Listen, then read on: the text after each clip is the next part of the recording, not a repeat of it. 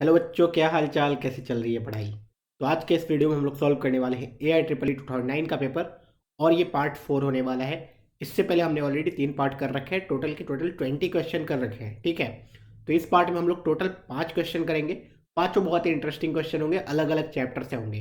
तो वीडियो में बने रहना। इससे क्या होगा कि 5 क्वेश्चन से तुम्हें 5 डिफरेंट चैप्टर्स के रिविजन हो जाएंगे बहुत ही कम टाइम में। तो यार, स्क्रीन के सामने जो भी क्वेश्चन आए सबसे पहले तुम्हें खुद अटेम्प्ट करना है।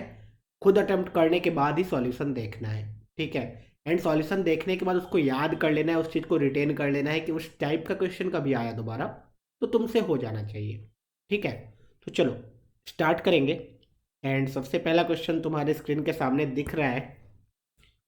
किस चैप्टर का है? Vectors and 3D।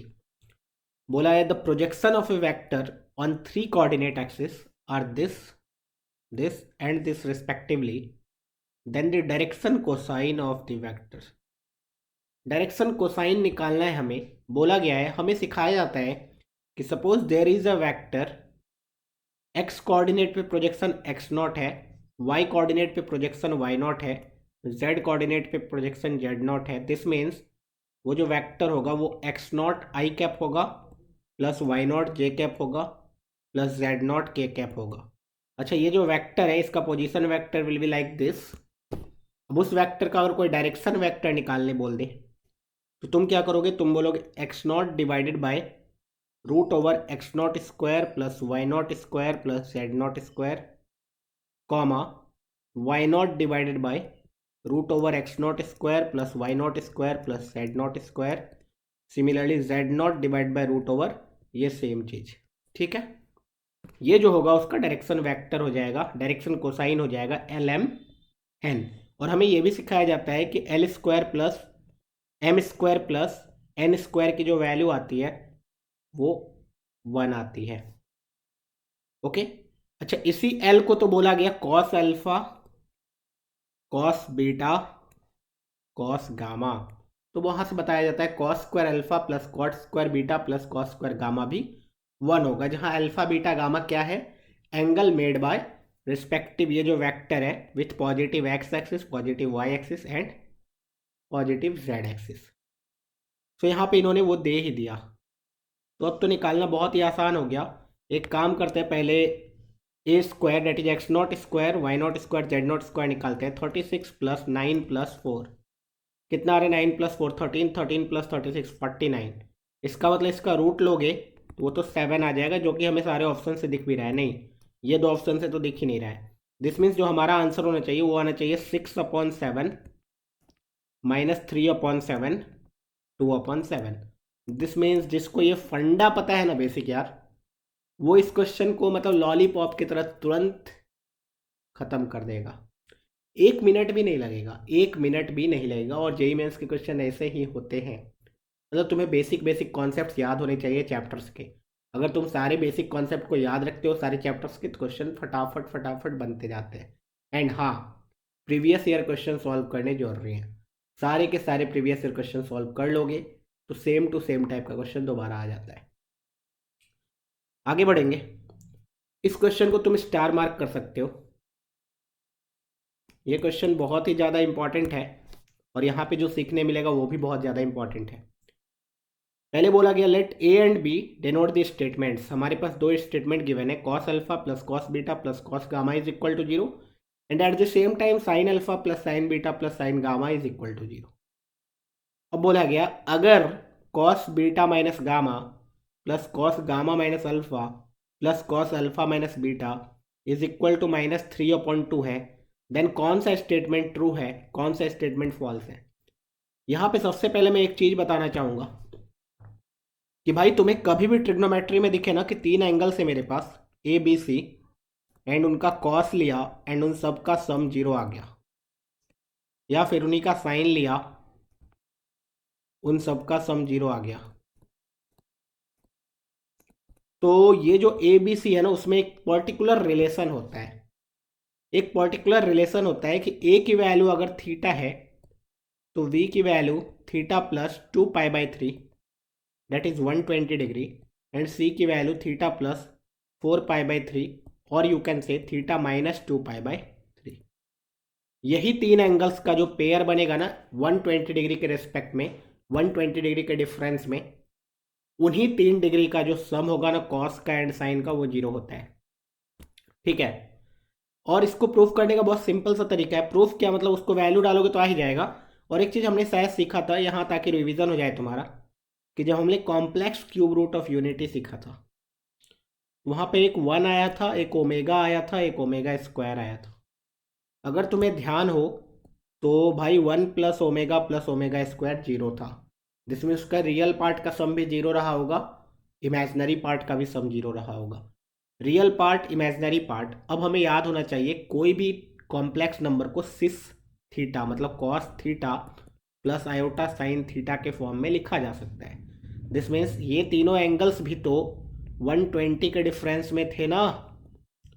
120 के डिफरेंस में तीन एंगल थे, तीनों एंगल का सम, कॉस अल्फा का सम एंड कॉस बीटा का सम एंड कॉस गामा का, and similarly sign alpha sine beta sine gamma का सम भी तो जीरो आया था। तो वहां से भी तो इसको देखा जा सकता है कि तीनों के एंगल के बीच में डिफरेंस अगर 120 डिग्री का है तो सम जीरो आ जाएगा।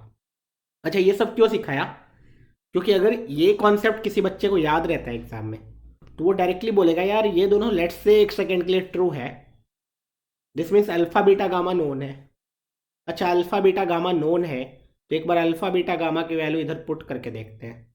लेट्स से थीटा की वैल्यू जीरो है, तो बी की वैल्यू हो जाएगी, अल्फा की वैल्यू जीरो है तो बीटा की वैल्यू हो जाएगी 120 डिग्री, एंड गामा की वैल्यू हो जाएगी -120 डिग्री। ठीक है। अब इन तीनों एंगल्स को इधर पुट कर दो एंड देख लो क्या सम -3/2 आ रहा है। आई होप आ जाएगा। ठीक है। तो ये एक तरीका है, इससे तुमने प्रूफ क्या कर दिया कि सम आ भी रहा है, hence statement A and statement B दोनों के दोनों ट्रू है। तो देखो, यही होता है ना, छोटे छोटे कॉन्सेप्ट याद रहेंगे तो क्वेश्चन बहुत ही आसानी से बनता है। लेकिन लेट्स से किसी को याद नहीं है ये, तो अब जो मैं करने जा रहा हूं वो और भी डिफिकल्ट है। अब जो मैं करने जा रहा हूं वो तो और भी डिफिकल्ट है, क्योंकि वो तुम सोच ही नहीं पाओगे जल्दी। देखो सिंपल सी बात, 2 मल्टीप्लाई करो तो आ जाएगा 2 times cos of L, beta minus gamma को ओपन कर दो, तो तुम बीटा माइनस गामा को ओपन करोगे तो आएगा 2 cos A cos B plus sine A sine B. फिर से 2 उसमें भी जाएगा, 2 cos A cos B plus sine A sine B plus 2 cos A cos B plus 2 times sine A sine beta is equal to -3 था, तो +3 is equal to 0 कर दो and उस 3 को 1 + 1 + 1 लिख दो, इज इक्वल टू 0। इस स्टेटमेंट को ऐसा लिख सकते हैं, बोलेंगे हाँ 100%। अब यहां से देखना, इस 1 को मैं लिख रहा हूं sign square alpha plus cos square alpha, इस 1 को लिख रहा हूं sign square beta plus cos square beta, and इस 1 को लिख रहा हूं sign square gamma plus cos square gamma.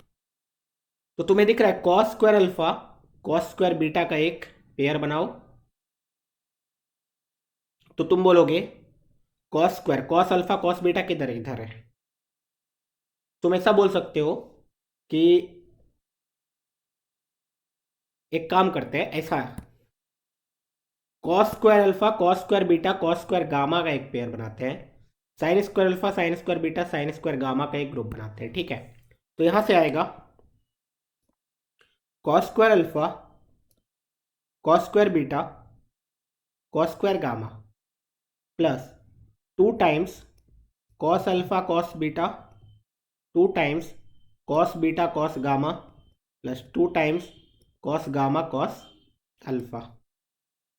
Similarly sine square alpha plus sine square beta plus sine square gamma plus 2 times summation sine alpha sine beta is equal to 0। क्या ये कोई formula है? बोलेंगे हाँ, a+b+c whole square. This means ये आ गया cos alpha cos beta cos gamma का होल स्क्वायर, इधर आ रहा है sine alpha sine beta sine gamma का whole square is equal to 0। अब दो स्क्वायर का सम 0 है। सिंपल सी बात सोचो, दो स्क्वायर का सम 0 है, मतलब दो पॉजिटिव नंबर का सम 0 है। ये कब हो सकता है? बोलेंगे ये कभी नहीं हो सकता है एक्चुअल में। अगर दो पॉजिटिव क्वांटिटी उनका सम 0 नहीं आ सकता है। दिस मीन्स ये दोनों को इंडिविजुअली 0 होना पड़ेगा तभी ऐसा पॉसिबल है। तो दोनों को इंडिविजुअली 0 होना पड़ेगा तभी ऐसा पॉसिबल है। Hence both statement are true. I hope तुम्हें समझ में आया होगा एंड तुम्हें मजा भी आया होगा। बहुत सारी चीजें सीख ली हमने 2 क्वेश्चन में। यही मैंने बोला था 5 क्वेश्चन पढ़ेंगे, पांचों क्वेश्चन से इतने सारे कॉन्सेप्ट सीखेंगे कि तुम सोचते रह जाओगे। मजा आ जाएगा, तुम्हें मजा आ जाएगा, टाइम भी वेस्ट नहीं होगा, सेल्फ स्टडी भी कर पाओगे, यूट्यूब वीडियो देख के सीख भी रहे हो। चलो नेक्स्ट क्वेश्चन पे मूव करेंगे।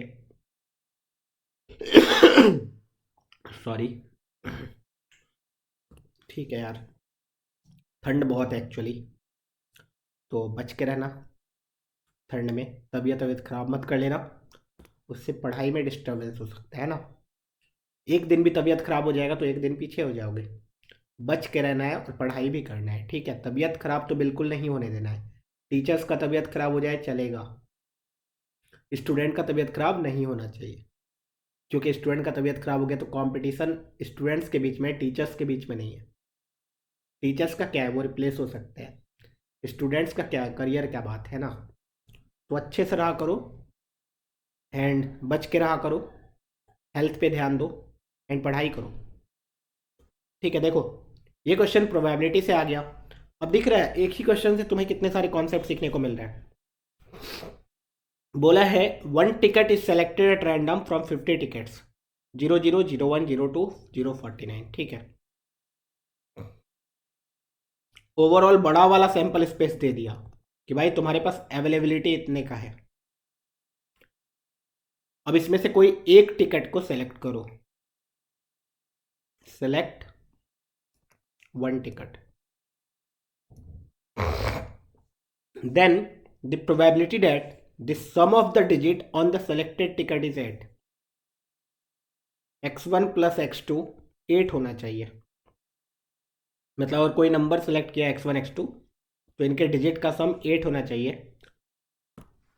अब मेन आगे क्या है, एक सेकंड यार पानी पी लेता हूं मैं। ठीक है, चलो देखो, बोला है डिजिट्स का सम 8 होना चाहिए एंड गिवन डेट, जैसे ये दे दिया ना गिवन डेट, कंडीशनल प्रोबेबिलिटी का क्वेश्चन बन गया। दिस मीन्स उन्होंने एक कंडीशन दे दिया। कंडीशनल प्रोबेबिलिटी बहुत इजी होता है। प्रोबेबिलिटी ए गिवन बी, क्या प्रोबेबिलिटी ए होगा गिवन बी हो चुका है। तो मैंने क्या बोला था कि अगर टोटल बहुत बड़ा सैंपल स्पेस ये है तो इसमें अगर बी ये है, ए ये है, तो दिस मीन्स अगर उन्होंने पहले ही बोल दिया भाई बी तो हो चुका हमारा, अब बताओ उसमें ए होने की प्रोबेबिलिटी क्या है। तो हम लोग क्या बोलते हैं, number of elements in A intersection B, क्योंकि यही ऐसा रीजन है जहाँ पे ए हो सकता है। Number of elements in A intersection B divided by number of elements in B, यही तो होता है।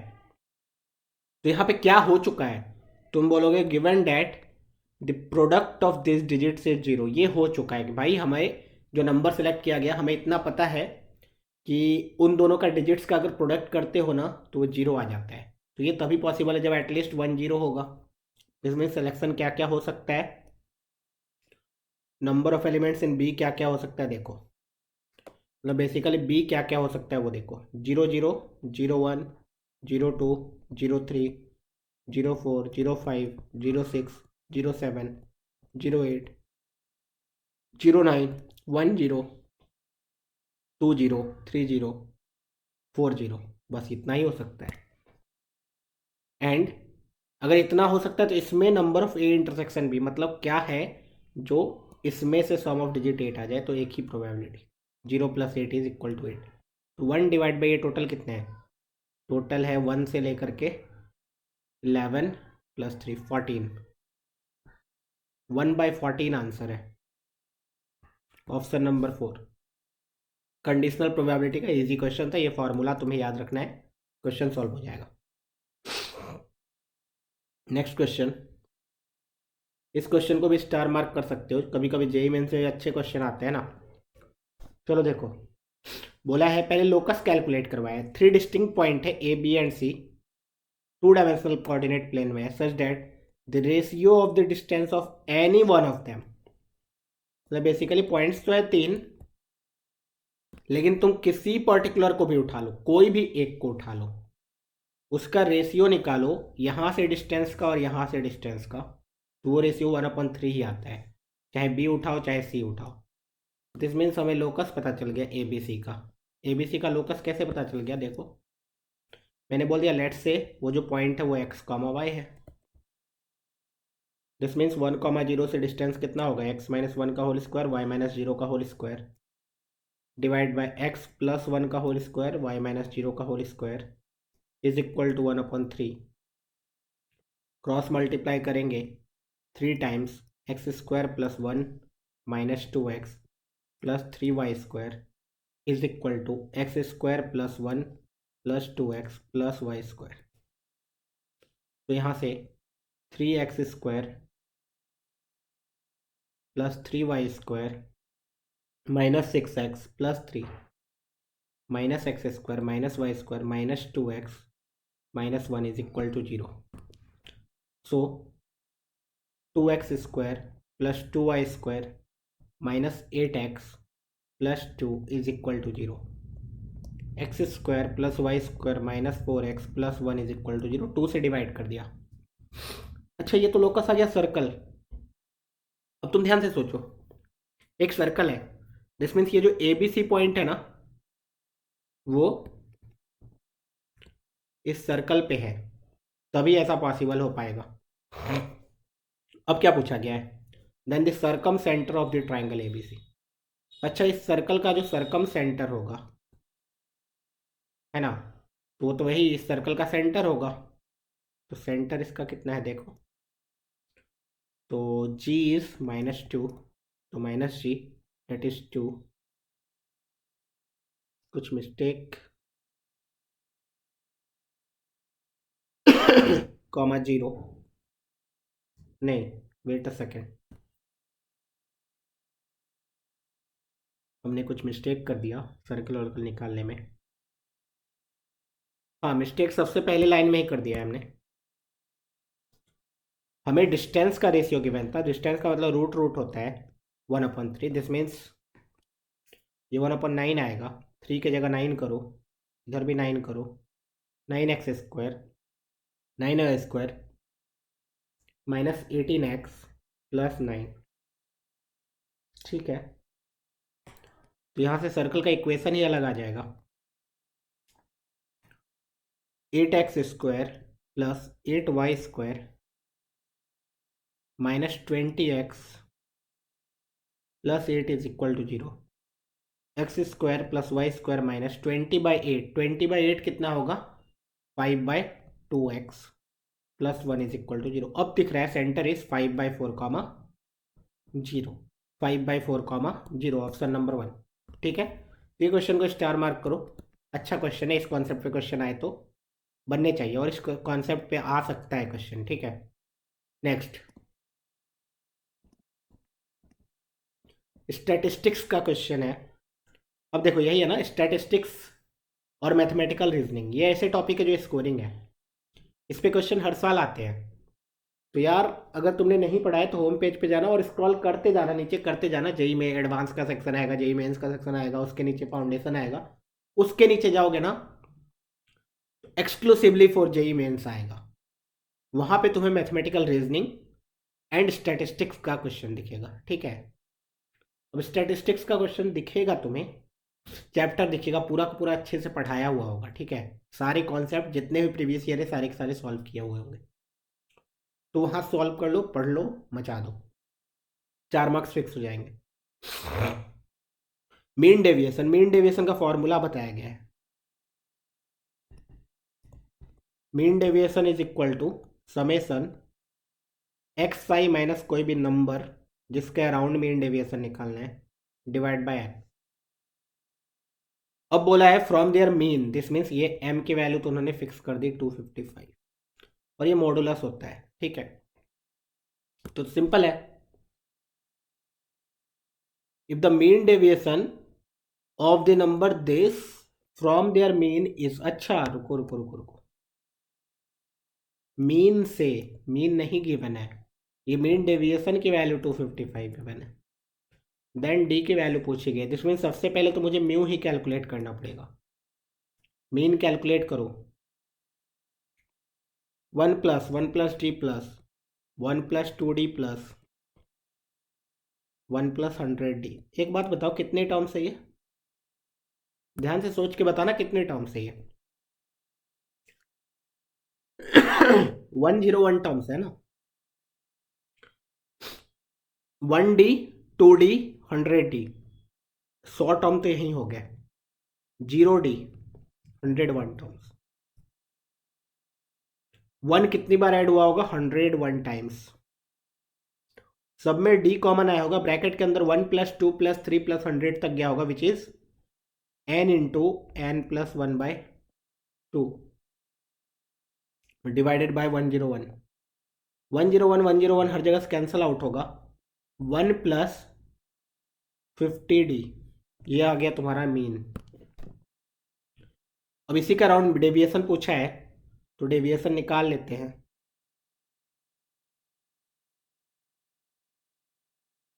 Modulus of 1 - 1 + 50d plus 1 + d - 1 + 50d plus 1 + 2d - 1 + 50d 1 + 3d - 1 + 50d। इसी तरीके से आगे बढ़ते जाएंगे, 1 + 50d भी कहीं आएगा, माइनस, मतलब मैं यहाँ पूरा लिख रहा हूँ अच्छे से ताकि क्लियर हो जाए सारी चीज़ें। 1 + 50d भी आएगा, 49d आएगा पहले, उसमें से माइनस होगा 1 - 50d, फिर 1 + 50d आएगा, उसमें से माइनस होगा 1 + 50d, देन 1 + 51d आएगा, उसमें से माइनस होगा 1 + 50d, और इसी तरीके से 1 + 100d भी आएगा, उसमें से माइनस होगा 1 + 50d। शायद तुम्हें ना दिख रहा हो, कोई बात नहीं, दिख जाएगा, अभी थोड़ी देर रुक जाओ। पहला वाला में दिख रहा है, 1 में से 1 कट जाएगा, -50d का मॉडुलस इज 50d का मॉड, ठीक है।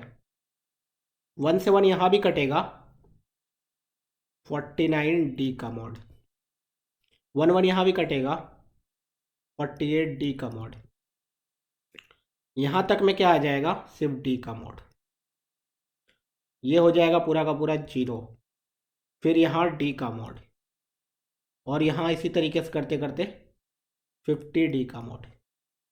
अच्छा, इन सब पे डिवाइड होगा 101, क्योंकि टोटल नंबर है 101, इसकी वैल्यू दे दी है उन्होंने 255।